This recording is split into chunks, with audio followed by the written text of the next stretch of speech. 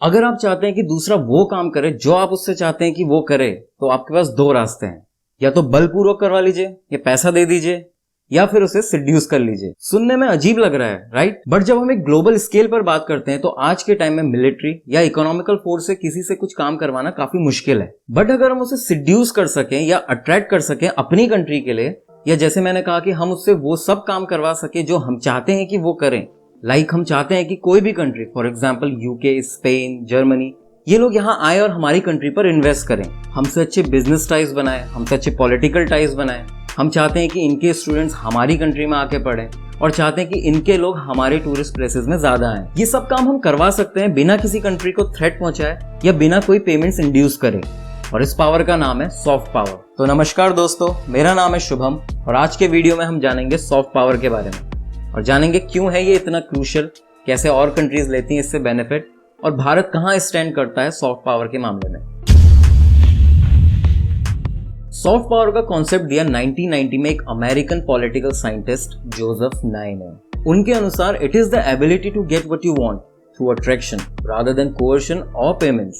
मतलब आपकी कंट्री किसी दूसरी कंट्री से वो सब करवा सकती है जो आपकी कंट्री चाहती है, बिना किसी फोर्स, बिना किसी मिलिट्री पावर या इकोनॉमिक सैंक्शंस यूज करे। सॉफ्ट पावर के तीन मेन सोर्स हैं: कल्चरल अपील, पॉलिटिकल आइडियल्स, तीसरा foreign policies. Portland soft power 30 index 2019 में फ्रांस ने इस पर टॉप किया है।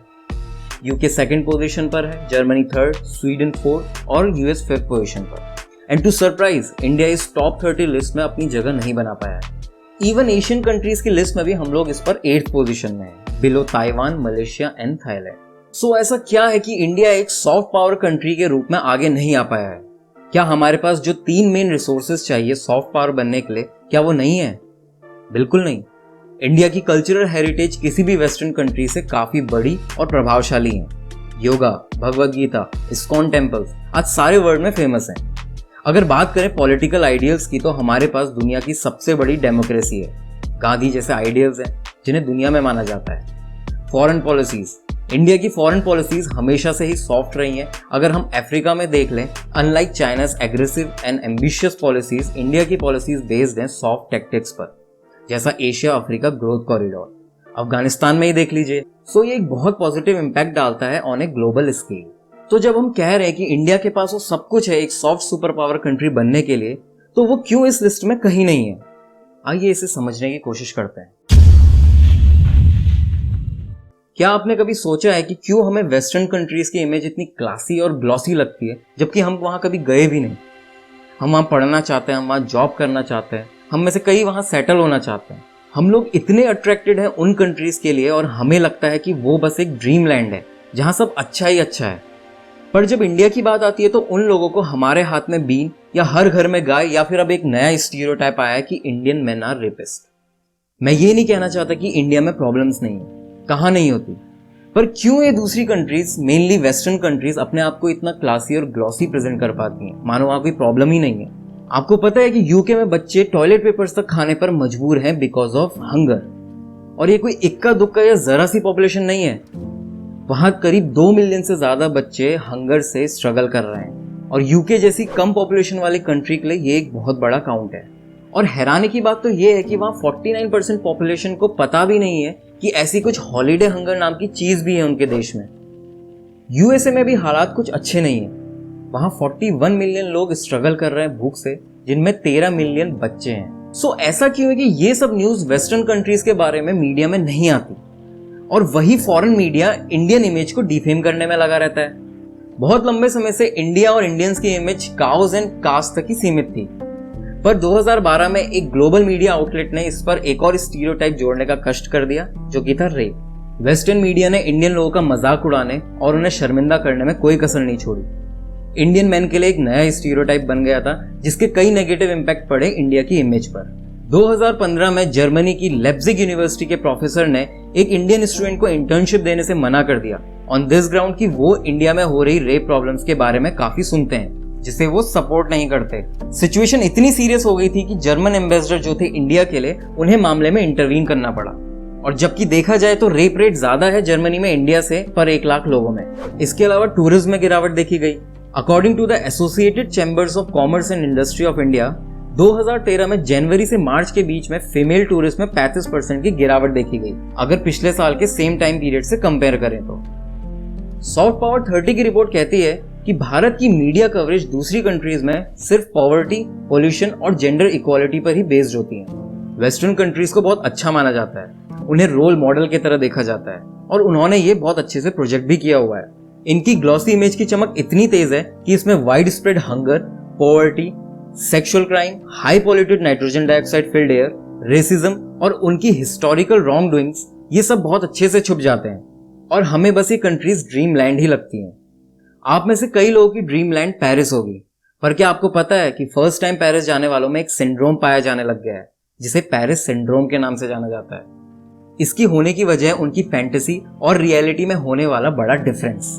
कई बार टूरिस्ट एक्सपेक्टेशंस के हिसाब से चीजों को ना पाके वो शॉक, ट्रॉमा और डिप्रेशन में चले जाते हैं। उनमें कई सारे साइकेट्रिक सिम्टम्स आने लगते हैं जैसे hallucination, acute delusion states, anxiety, vomiting, dizziness etcetera, जिसके लिए उन्हें काउंसलिंग और ट्रीटमेंट लेना पड़ सकता है। सरप्राइज्ड? नहीं, क्योंकि 2019 का सॉफ्ट पावर चार्ट देखें तो फ्रांस नंबर 1 पोजीशन पे है। यस, मीडिया एक्सट्रीमली इंपॉर्टेंट है because digital sub index positively या नेगेटिवली इन्फ्लुएंस कर सकता है बाकी सब इंडिसेस को और किसी के इंटरेस्ट को इनकरेज या डिस्करेज कर सकता है उस देश के culture, tourism, business and education areas को एक्सप्लोर करने में।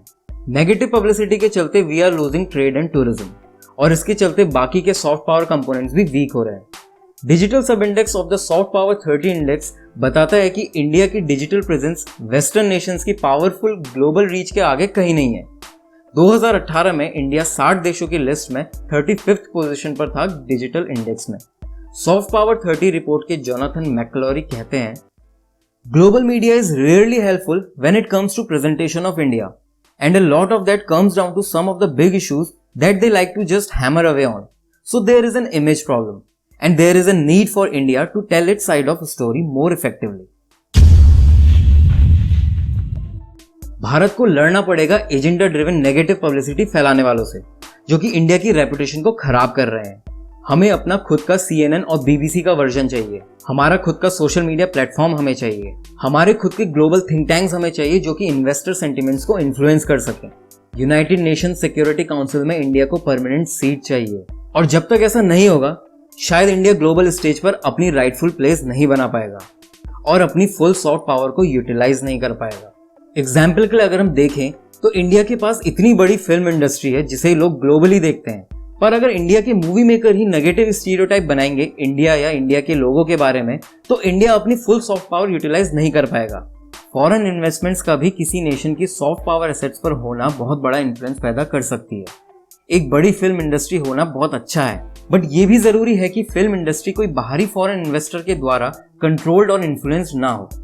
पर ये सब के बीच एक सवाल ये भी उठकर आता है कि क्या हम इंडियंस इतने वल्नरेबल हैं, इजी टारगेट हैं फॉरेन सॉफ्ट पावर एसेट्स के लिए? क्या हमारा सेल्फ एस्टीम और सेल्फ कॉन्फिडेंस इतना लो है कि हम लोग अपनी आइडेंटिटी और हेरिटेज छोड़कर फॉरेन कल्चर्स, आइडियोलॉजी और लाइफस्टाइल अडॉप्ट कर रहे हैं? क्यों कोट पैंट पहनना कूल है और dhoti kurta not so cool? क्या ये फॉरेन इन्फ्लुएंसर्स जो ये लोग हमसे चाहते हैं कि हम करें, क्या हम वो नहीं कर रहे इनसे अट्रैक्ट होकर? इंडिया में 30 से ज्यादा बिलियन डॉलर्स के सक्सेसफुल स्टार्टअप है, बट इसके बावजूद लाखों लोग बहुत बेसिक डिजिटल टेक्नोलॉजी पर जीवन बिता रहे हैं। भारत में UNESCO world heritage sites number में काफी ज्यादा है, बट स्टिल देश का टूरिज्म सेक्टर अभी भी ज्यादा डेवलप नहीं हुआ। कल्चरल डेवलपमेंट के लिए इंफ्रास्ट्रक्चर और इन्वेस्टमेंट की कमी देश की सॉफ्ट पावर डिप्लोमेसी के लिए एक मेजर चैलेंज है। भारत में करप्शन, पॉल्यूशन, अर्बन एरियाज में इंफ्रास्ट्रक्चर की कमी और रेड टेपिज्म जैसी प्रॉब्लम्स हैं, जिनके सॉल्यूशन हमें जल्द से जल्द ढूंढने पड़ेंगे। रेड टेपिज्म का मतलब है जब कई सारे नियम और कानूनों के चलते अननेसेसरी का डिले होता है चीजों में। यह हमें सरकारी ऑफिसर्सों में काफी देखने को मिलता है। कई बार तो सरकारी ऑफिसर्स जानबूझकर जनता के कामों में डिले करते हैं और ये ट्रेंड और आदत हमें बदलने की जरूरत है। भारत को अपने कोर सेक्टर्स जैसे एजुकेशन, इंफ्रास्ट्रक्चर और साइंस में इन्वेस्ट करना होगा। करप्शन से लड़ाई कंटिन्यू रखनी पड़ेगी। Educational and civic infrastructure better तो हो रहे हैं पर बहुत हल्की स्पीड से।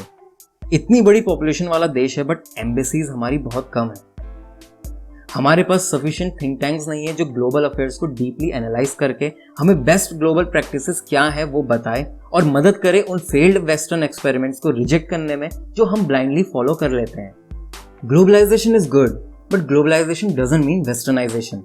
किसी देश की soft power important role play करती है कि उस कंट्री को अब्रॉड में कैसे देखा जा रहा है, और इसीलिए ये जरूरी है कि हम अपनी सॉफ्ट पावर को मजबूत बनाने के लिए जरूरी कदम उठाएं। अगर आपको ये वीडियो पसंद आया हो तो इसे लाइक करिए। अगर ऐसे वीडियोस आप और देखना चाहते हो तो चैनल को सब्सक्राइब करिए। मैं आपको मिलूंगा एक नई इंसाइट के साथ। वीडियो को अपना समय देने के लिए बहुत बहुत धन्यवाद।